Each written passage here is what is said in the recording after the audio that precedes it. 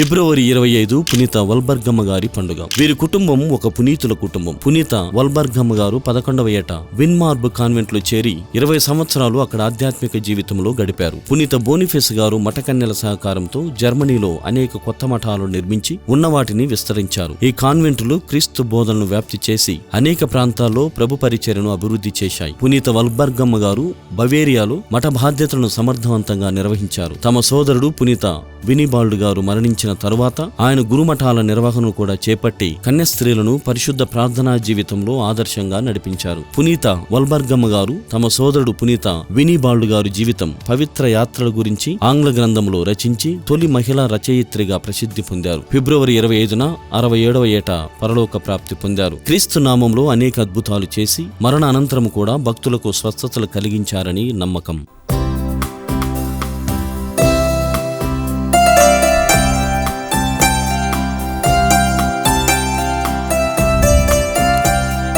పునీత వల్బర్గమ్మ గారా